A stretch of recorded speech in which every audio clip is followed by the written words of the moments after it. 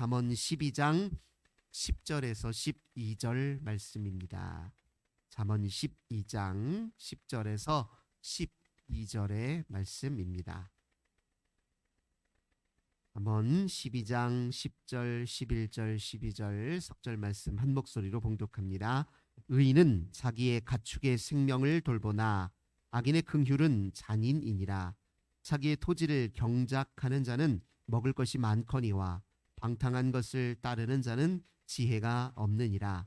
악인은 불의의 이익을 탐하나 의인은 그 뿌리로 말미암아 결실하느니라. 아멘. 오늘도 주님과 함께 하루를 시작하시는 우리 모든 성도님들 하나님께서 하늘의 크신 은혜와 평화 가득 부어주시길 주님의 이름으로 간절히 기원합니다. 오늘 본문의 말씀을 통해서 의인의 경작 이런 제목으로 함께 은혜 나누도록 하겠습니다. 성경에서 의인과 악인에 대한 구별은 매우 분명합니다. 의인은 하나님을 인정하는 사람이요, 악인은 하나님을 부정하는 사람이다. 이렇게 간단하게 이야기하여 설명할 수 있습니다. 물론 의인에게도 악한 면이 있지요. 의인도 불완전한 면이 있습니다. 의인도 죄를 저지를 순 있어요. 하지만 의인은 하나님을 인정하기 때문에 자기가 잘못을 저지르면 죄가 깨닫고 하나님 앞에 회개할 것이고, 가능하면 주님께 잇대어 또 주님을 의지하여 또 주님의 은혜와 능력과 권능과 지혜에 힘입어서 살려고 부단히 주님을 지향할 것입니다. 그러나 악인은 하나님을 부정하기 때문에 그 악으로부터 스스로를 건져낼 기회를 스스로 박탈하는 것과 같다. 우리가 이렇게 이야기할 수 있을 것입니다. 의인은 특별히 범사에 하나님을 인정하기 때문에 그가 하는 모든 일들, 그에게 주어진 모든 일들을 행하고 처리하는 과정에 있어서도 하나님의 방식대로 일을 하려고 애를 쓸 것입니다. 특별히 오늘 우리가 함께 읽었던 본문은 의인이 자기에게 주어진 일, 자기가 하려고 하는 일을 어떤 자세와 태도로 하는지에 관해서 이야기하고 있습니다. 흔히 우리가 농사짓다, 이걸 다른 말로 경작하다 이렇게도 표현하잖아요. 경작이라고 하는 말의 구체적인 뜻은 밭을 갈고 씨를 뿌리고 착을 갖고 돌보는 일, 이렇게 우리가 설명할 수 있을 것입니다. 근데 성경에서 이 경작하다라고 하는 단어는 히브리어로 아바드라고 하는데, 이 아바드에는 이렇게 일하다, 노동하다, 경작하다라는 의미만 있는 게 아닙니다. 여기에는 또 어떤 의미가 있냐면 섬기다라는 의미도 있고 예배하다라는 의미도 있습니다. 레위 사람들이 하나님을 예배할 때 필요한 예배에 관련된 여러 봉사들, 이 모든 것들을 다 아바드라는 단어로 씁니다. 그러니까 하나님께서 부여하신 일로 여기고 우리에게 주어진 일을 할 때 그것이 곧 아바드다, 이렇게 이야기할 수 있습니다.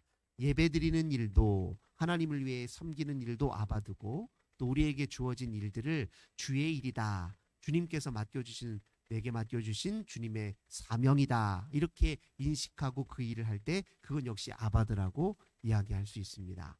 우리가 예배당에서 또 하나님 앞에 예배드리는 일도 중요한 예배이지만, 우리가 삶의 일상 속에서 또 하나님을 기억하며 하나님의 뜻대로 우리에게 주어진 일을 감당하는 것도 우리가 삶의 예배다, 이렇게 이야기할 수 있죠.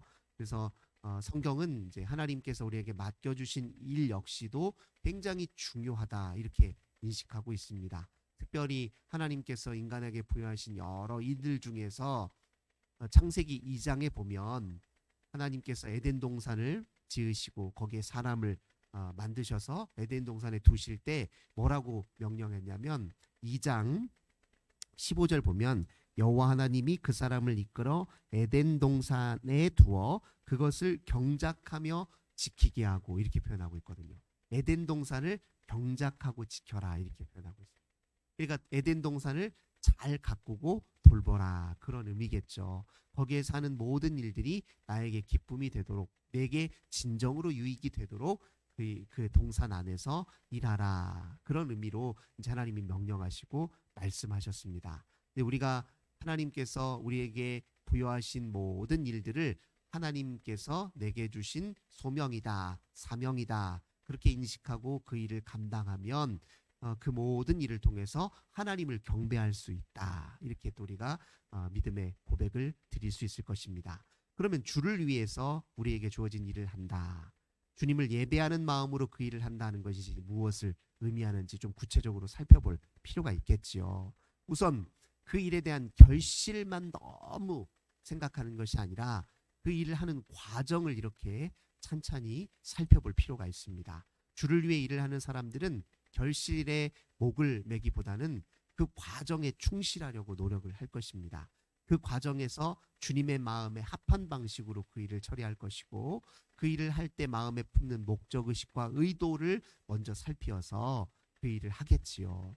그러니까 사실은 어떤 일을 하나님이 기뻐하시는 방식대로 하려면 우선 자기 마음밭을 가꾸는 일부터 해야 될 것입니다. 자기 마음밭을 잘 가꾸어야 주어진 일들을 주님의 방식대로 감당할 수 있으니까요. 마음밭을 가꾸는 일 굉장히 중요합니다. 예수님 비유에서도 말씀하셨지만 우리 마음밭이 때로는 길가, 때로는 돌밭, 과시떨기 이런 형편일 때가 있잖아요. 항상 우리 마음이 좋은 밭이 아닐 때가 많단 말이에요. 그래서 말씀으로 우리 마음밭을 가꾸기 위한 노력들이 필요하다는 것이죠. 말씀을 잘 듣고 그 의미를 깨달아 아는 사람들은, 또 그리고 말씀의 기초에서 자기 마음을 잘 가꾸는 사람들은 자기에게 주어진 모든 일들을 행할 때에 그 일의 근본적인 목적을 달리할 것이고, 그 일을 통해서 결실하는 게 굳이 그냥 그저 먹거리만 또는 열매만 많이 거둘 생각하는 것이 아니라 그 이상의 결실을 기대할 것입니다. 예를 들면 오늘 본문의 말씀도 보면요, 10절 보니까 의인은 자기의 가축의 생명을 돌보나, 이런 표현이 있어요. 그러니까 가축을 돌보는 일 하나를 하더라도요, 가축의 생명을 사랑하는 마음으로, 비록 그 가축을 통해서 농사도 지을 것이고 그 가축을 통해서 또 집에 먹거리도 해결할 것이고 그 가축을 통해서 가정 경제도 하지만 단순히 그 가축으로 내 이익만 탐하는 것이 아니라는 거예요. 가축에게 주어진 생명도 잘 돌볼 줄 안다, 그런 의미잖아요. 그런데 반면에 악인의 긍휼은 잔이다, 이렇게 표현하죠. 악인은 자기 가축을 그저 자기 삶의 수단으로만 여긴다는 뜻이에요. 그의 생명은 아랑곳하지 않고 그저 자기 이익을 중심으로만 가축을 대한다, 그런 의미로 받아들일 수 있겠죠. 그럼 여기서 우리는 그저 한 사람은, 의인은 자기 이익만 탐하는 사람이고, 악인은 자기 이익만 탐하는 사람이고, 의인은 자기 이익뿐만 아니라 하나님께서 주신 모든 생명에 대한 존귀함을 또 여기는 마음을 동시에 같이 갖고 있다, 이렇게 얘기할 수 있죠. 11절, 자기의 토지를 경작하는 자는 먹을 것이 많거니와 방탕한 것을 따르는 자는 지혜가 없다. 이게 무슨 말입니까? 땀 흘려 자기가 열심히 일하는 것으로 자기 배를 불리는 사람이 있는가 하면 그걸 의인이라고 지칭했죠. 남이 땀 흘려 일한 것을 부당한 방식으로 취하는 것, 이렇게 사는 사람들, 이 사람들은 이제 방탕하고 지혜 없는 사람이다, 곧 악인이다, 이렇게 명하고 있는 것입니다. 그러니까 그 모든 과정을 이렇게 살펴보면 의인은 자기 하는 일로부터 얼마나 그 일을 추진하는 과정에서부터 하나님께 의로운지를 살핀다, 이렇게 확인할 수 있겠죠. 12절도 악인은 불의의 이익을 탐한다, 그렇게 표현하죠. 이익을 위해서라면 수단 방법 가리지 않고 때로는 죄를 저지르면서까지도 다른 사람의 눈물에서 피를 흘리게 하는 면서까지, 다른 사람을 착취하면서까지 이익에만 혈안이 되어 있을 때 그걸 악인이라고 하고, 의인은 그 뿌리, 즉 그 일에 주어진 동기와 목적부터 선하여서 하는 모든 결실이 그저 이익뿐만 아니라 그 이상의 가치를 함께 결실하는 사람이다, 이렇게 표현하고 있습니다. 특별히 우리에게 주어진 일을 할 때 우리가 주님의 마음에 합하여 그 일을 감당하려면 세 가지 요소를 꼭 살펴야 됩니다. 첫째, 내가 그 일을 통해서 어떤 경험을 하느냐. 그냥 단순히 이익만 생각하는 게 아니에요. 그저 나중에 이 일을 통해서 나눌 결실만 생각하는 게 아니라 그 과정에서 무엇을 경험하느냐가 굉장히 중요합니다. 그 과정에서 만족이 있고 기쁨이 있고 평화가 있을 때 그 일을 내가 잘 감당한다 할 수 있어요. 이제 다른 사람의 마음을 아프게 하면서까지 그 일을 한다? 그러면은 그게 그 순간에는 자기 마음에도 사실 불편함이죠. 그 순간에 어, 자기 기쁨과 또 참 만족과 자유 같은 것은 사라져 버립니다. 그러니까 일하는 과정에서 무엇을 경험하느냐를 살펴야 되고, 두 번째, 그 일을 통해서 내가 더 하나님과 가까워지느냐, 다른 말로 하자면 영적으로 더 성숙하느냐, 성장하느냐 아니냐, 이걸 또 살펴볼 필요가 있습니다. 무슨 일이 됐든 다 이 기준으로 한번 볼 필요가 있어요. 그게 작은 일이든 큰 일이든 그 일을 통해 내가 진짜 만족과 기쁨과 또는 감사와 평화가 있느냐, 그 일을 하면서 하나님과 더 가까워지는 느낌이 있느냐 없느냐, 내가 영적으로 성숙해지냐 않느냐, 요걸 또 살펴야 되고요. 세 번째 또 살펴야 될 게 뭐냐면 그 일을 통해서 나만 유익이 아니라 다른 사람에게도 유익이 있느냐 없느냐, 이걸 살펴야 된답니다. 그러니까 경험적인 측면도 봐야 되고, 영적 성장의 측면도 살펴야 되고, 마지막으로 얼마나 다른 사람에게도 유익이 될 수 있느냐. 이렇게 이 세 가지 요소들을 살피면서 자기에게 주어진 일을 할 때, 그때 그냥 단순히 눈앞에 주어진 결실만을 따지는 게 아니라 그 이상의 가치를 얻을 수 있다는 겁니다. 이게 우리에게 주어진 일이라고 하는 것을 이제 다른 말로 노동이라고도 얘기할 수 있잖아요. 이 노동이라고 하는 것은 철학적으로도 어떻게 정의를 하냐면 무형의 가치, 그러니까 보이지 않는 가치를 내가 경험할 수 있는 실체로 만들기 위해서 노력하는 것, 행동하는 것, 실천하는 것, 이걸 또 노동이라고 이야기할 수 있습니다. 그러니까 무형의 가치라는 게 뭐예요? 예를 들면 사랑, 평화, 정의, 그다음 뭐 기쁨, 만족, 이런 게 눈에 보이지는 않잖아요. 이렇게 눈에 보이지 않는 가치, 하나님 나라의 가치, 성경이 우리에게 지향하라고 명하는 그런 가치들은 눈에 보이지 않습니다. 그런데 경험은 할 수 있어요. 경험하게 하려면 뭐가 필요합니까? 우리의 노력이 필요한 겁니다. 예를 들면 사랑이라는 건 눈에 안 보여요. 하지만 내가 사랑하기 위해서 예를 들면 그의 이름을 부르고 그에게 친절을 베풀고 그의 관심이 무엇인지, 원하는 것이 무엇인지, 그의 형편과 사정이 무엇인지를 물어보고 내가 할 수 있는 도움도 주고 또 기도도 해주고 그와 함께 시간도 보내고, 이게 우리가 하는 행동이잖아요. 그걸 통해서 그 사람은 뭘 경험합니까? 나의 사랑을 경험하는 거거든요. 그러니까 성경에서 우리에게 명하는 것들은 눈에 보이지 않는 하늘의 가치를 경험할 수 있는 것으로 다 바꿔놓기 위해서 일하는 거예요. 그래서 그 일에서 필요한 모든 재화가 일종의 물질이죠. 그 물질을 잘 활용해서 내가 땀을 흘려 일을 하면 그 결실로 그저 그냥 먹거리만 챙기는 정도의 문제가 아니라 모든 사람들의 삶의 질적 향상을, 또 함께 더불어가는 사람, 우리 주변에 있는 사람들에게도 유익을 끼치는 것으로 나타날 수 있다는 겁니다. 이게 의인의 경작이에요. 의인은 그가 하는 모든 일을 통해서 결국 무엇이 나타나냐? 주님의 뜻이 드러나는 겁니다. 주님이 이 땅을 향해서 품고 계신 주님의 선한 의지가 드러나요. 의인이 하나님을 의식하고 범사의 하나님을 인정하여 자기 하는 모든 일의 과정을 살피며 하나님께서 주어진 일들 감당함으로써 세상이 좋아지고 이 세상에 주의 거룩한 뜻이 이루어진다는 사실을 우리가 기억할 필요가 있습니다. 궁극적으로 우리가 하는 모든 일들은 주님이 기도하신 말씀 속에 다 담겨져 있어요. 하늘의 뜻이 땅에서도 이루어짐 같이 우리는 결국 주의 뜻을 이 땅에 펼치기 위해, 주의 뜻이 이 땅에서 만발하기 위해서 주님의 협력자로 일하는 사람들입니다. 그래서 우리를 그리스도의 일꾼이다라는 말로 또 부르잖아요.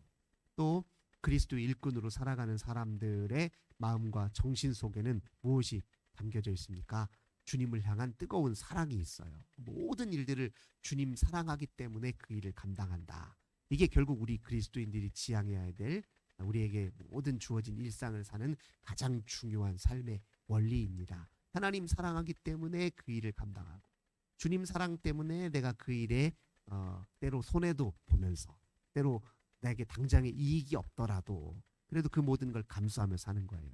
주님 사랑하기 때문에 눈앞에 아무런 결실이 없더라도 끈기 있게 그 일을 해내고, 주님을 사랑하는 마음 때문에 그 일을 통해 나는 손해이지만 누군가에게 유익이라면 기꺼이 감당하고, 주님 사랑하기 때문에 남들이 알아주지 않더라도 그 일을 감당하고, 주님 사랑하기 때문에 때로 다른 사람에게 오해를 받더라도 그 일을 끝까지 감당하고, 이게 이제 우리에게 주어진 일들을 해내는, 특별히 예수 믿는 사람으로서 해내는 삶의 기본 자세다. 우리가 다시 한번 이렇게 마음속에 새겨야 될 것입니다.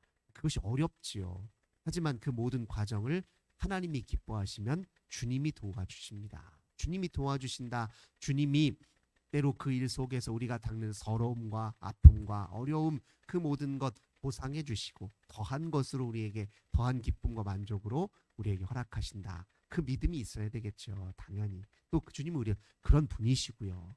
주님이 그런 분이시기 때문에 우리에게 주어진 일들을 그렇게 끝까지 견제할 수 있고, 그리고 그렇게 사는 것이 진짜 좋다라고 경험했기 때문에 성경에서 그렇게 기록하는 겁니다.